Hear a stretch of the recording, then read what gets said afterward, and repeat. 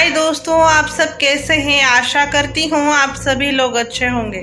दोस्तों, आज हम एक नई स्टोरी शुरुआत करने वाले हैं। आज हमारी स्टोरी का टाइटल है एक मृत सहेली ने जिंदा सहेली को बुला लिया।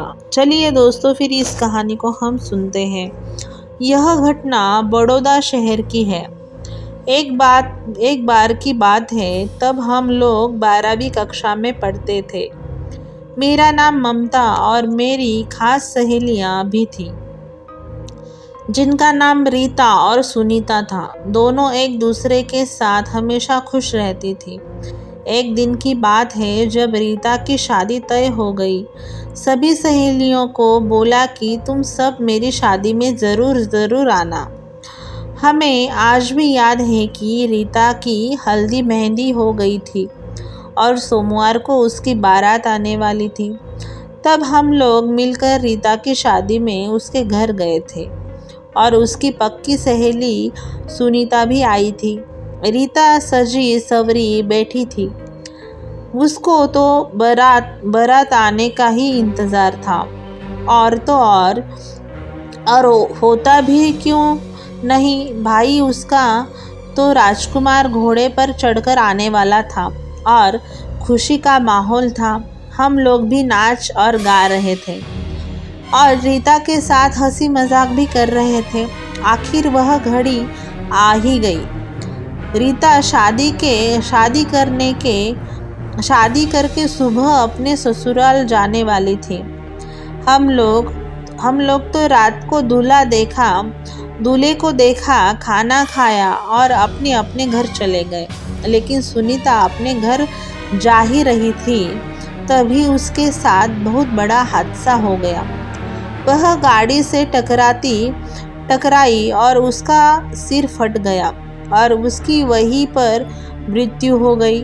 4-5 महीना बीतने के बाद जब रीता ने सुनीता को फ़ोन किया तो उसके हाथ पांव सुन पड़ गए, क्योंकि वह फ़ोन सुनीता ने नहीं बल्कि उसकी माँ ने उठाया था और वह सारी बातें रीता को बता दी। तब मानो रीता के पाँव से ज़मीन ही खिसक गई। वह ज़ोर ज़ोर से रोने लगी और यह बात अपने ससुराल में सबको बता दी। 2-3 साल बीतने के बाद रीता को सुनीता रात में दिखाई देने लगी और बोलने लगी, सहेली मेरे पास आ जाओ, अकेली नहीं रहा जाता। और रीता डर गई। लेकिन सुबह होने पर उसने यह भी बात सबको बताई, लेकिन किसी को विश्वास ही नहीं हुआ कि यह सच बोल रही है। धीरे धीरे दिन बीतने लगा और रीता मानो पागलों जैसी हरकतें करने लगी। उसको कुछ पता नहीं चलता कि वह क्या कर रही है या फिर क्या करने जा रही है। ससुराल वालों ने परेशान होकर रीता को उसके घर भेजने का मन बना लिया और अपने बेटे को बुलाकर बोला कि बेटा उसे उसके मायके छोड़ आओ। रीता अपने घर चली गई, लेकिन रीता वही अपने मायके में भी वैसे ही करना चालू कर दिया। उसकी यह हरकतें देखकर उसके पिता ने सोचा कि उसे किसी पंडित को दिखा देता हूँ और देखते हैं पंडित क्या बोलते हैं। उसके पिता सोच रहे थे कि दूसरे दिन दोपहर हो गई। रीता ने फिर भी अपना दरवाज़ा नहीं खोला। उसके पिता बाहर से आवाज़ मारने लग गए, दरवाज़ा खोलो बेटी, मैं तुम्हारा इलाज ज़रूर करवाऊँगा और तुम ठीक हो जाओगी। लेकिन अंदर से दरवाज़ा नहीं खुल रहा था।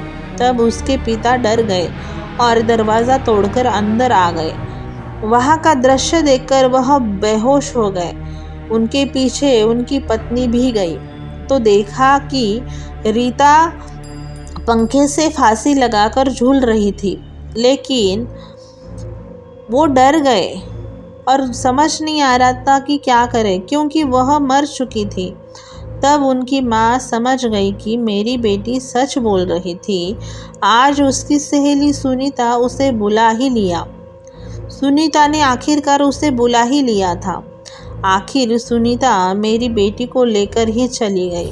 आप सबको आज की स्टोरी कैसी लगी? आपको आज की स्टोरी अच्छी लगी हो तो कमेंट करना ना भूले, कमेंट बॉक्स में कमेंट करना ना भूले। और दोस्तों, आप हमारे चैनल पर नए हो तो हमारा चैनल सब्सक्राइब करें, लाइक करें और ये कहानी अपने दोस्तों के साथ शेयर करना ना भूले।